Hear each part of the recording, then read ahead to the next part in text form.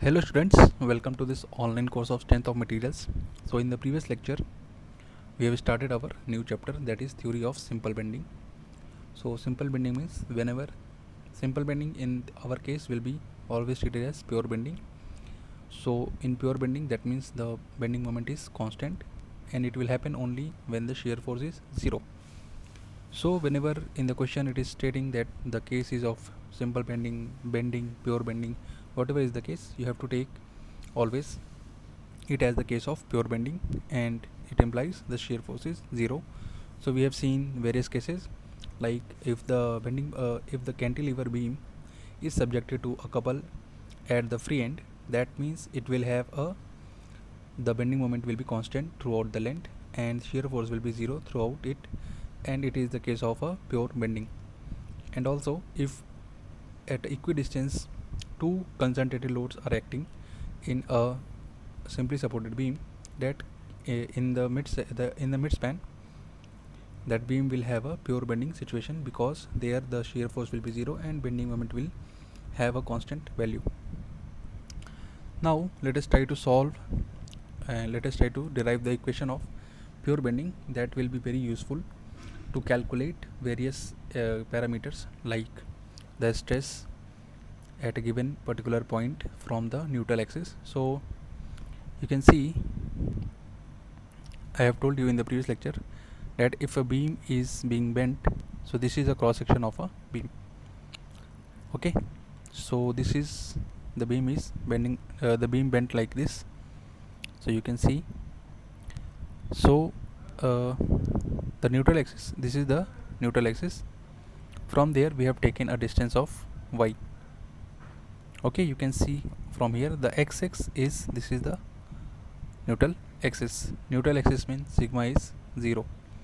The stress will be, the bending stress at the neutral axis will be 0. That means the strain stress is this, that means epsilon time E will be 0. That means epsilon is 0. This implies the strain, that means this layer will be unaffected by the bending, that or we can say that there will be no compression or tension in that particular fiber.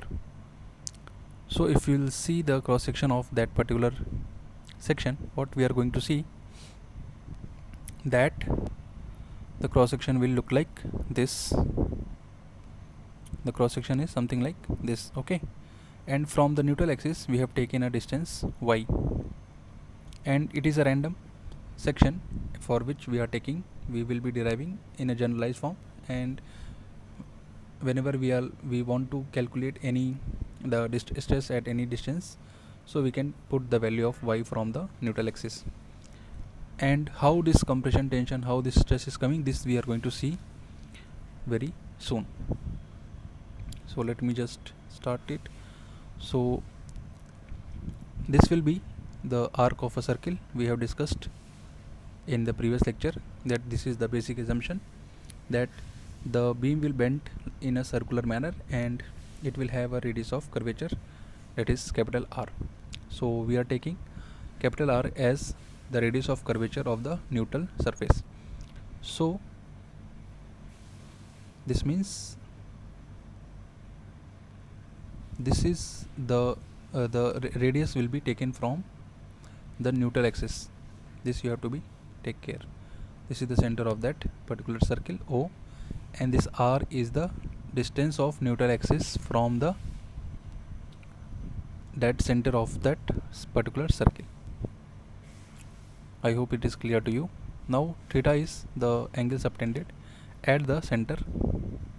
So this is our theta, and sigma is the longitudinal stress. So at the distance of y in this particular layer, the stress is, bending stress will be sigma. Why we are telling it as why we are calling it as bending stress? Because it is generating due to bending of that particular beam.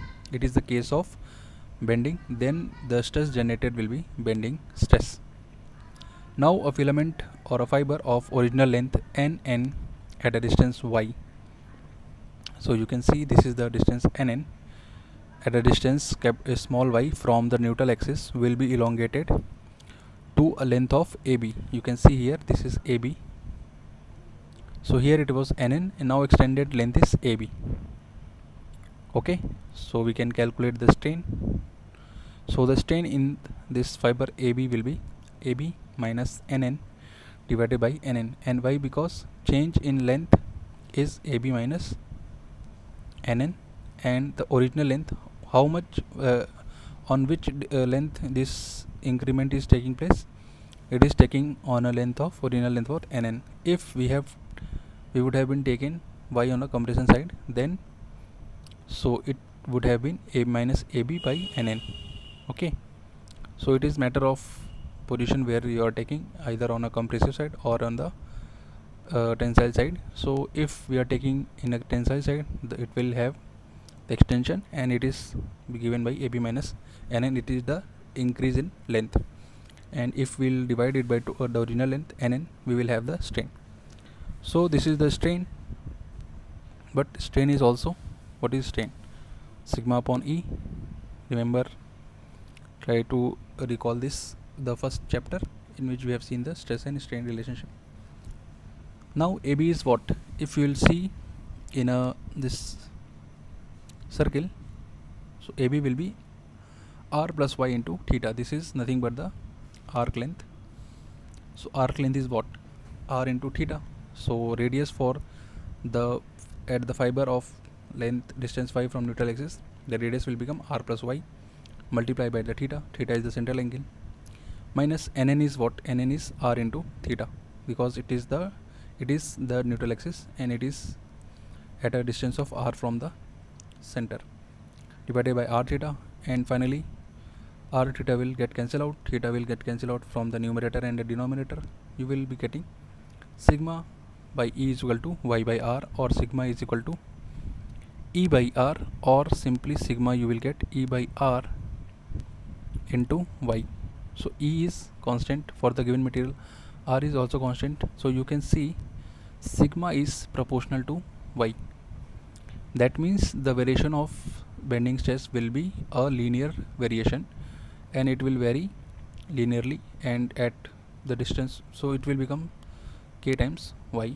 So if we'll put Y is equal to 0, that means at neutral axis it will become 0. So you can see from here, this is the variation, linear variation. So maximum bending stress will occur at the extreme fibers. So whether it is in compression or tension, maximum bending stress will occur at the extreme fibers, if the maximum value will occur at the extreme fibers, because it is directly dependent on the distance Y from the neutral axis. Now this I have already told you, sigma is proportional to Y, so the stress is proportional to the distance from the neutral axis NA. This suggests that for the sake of weight reduction and economy, it is always advisable to make the cross section of beams such that most of the material is concentrated at a greatest distance from the neutral axis. So what we are going to do by analyzing this formula, what we have seen, we are seeing that if we want to maximize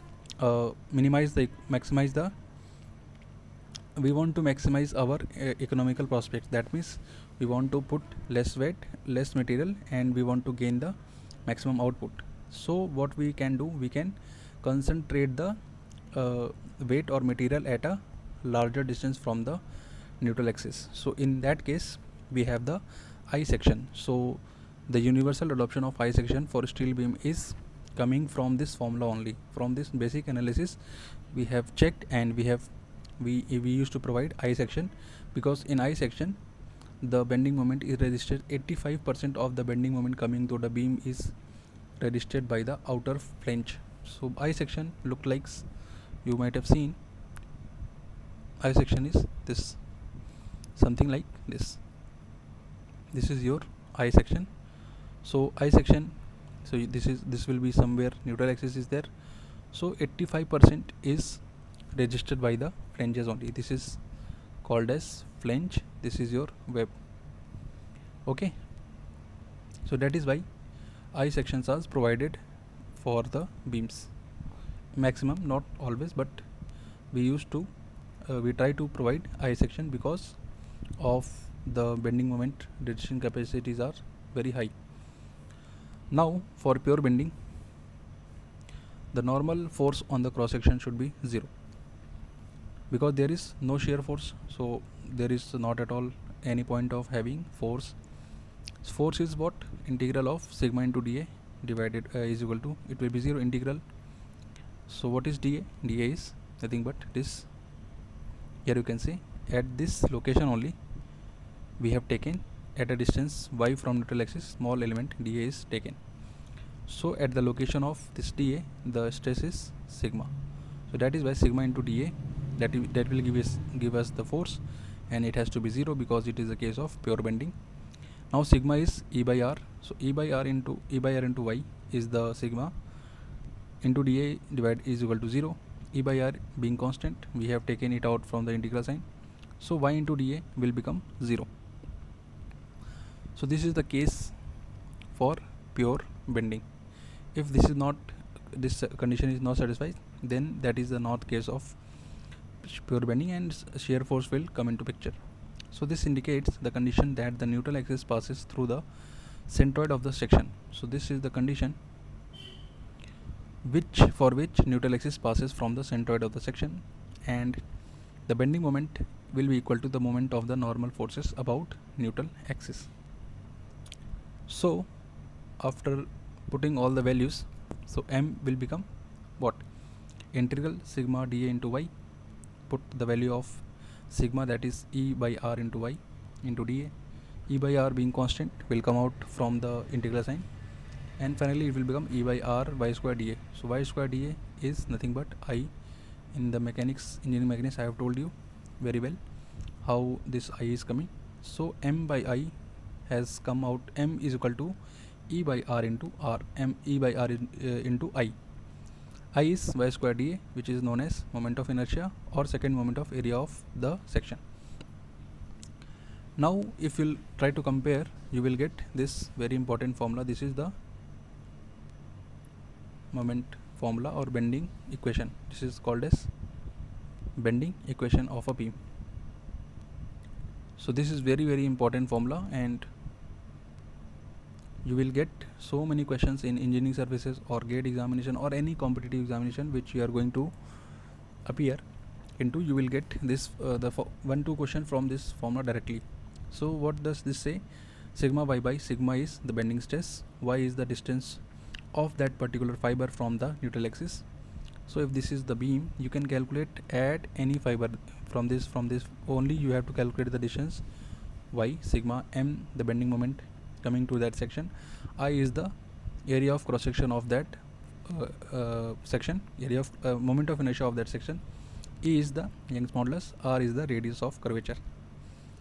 And one more parameter which gives the strength of that particular beam is section modulus. So the term I by y will be treated as Z. Z is the section modulus. So if you will take, you will see sigma times Z is the moment coming to the moment resisted by that particular section. So if we are able to maximize this Z, you will get the moment capacity of that particular beam as maximum. So m is directly proportional to Z. So you can see this is depending on I and y. Sorry, I is also the section parameter and y is also a section parameter. So moment capacity depends on the cross sectional properties of that particular section. So this formula is very important. The derivation may come into your examination, so try to derive this formula by your own, and in the next lecture we are going to solve some problems based on this concept. So this is all for today. Thank you.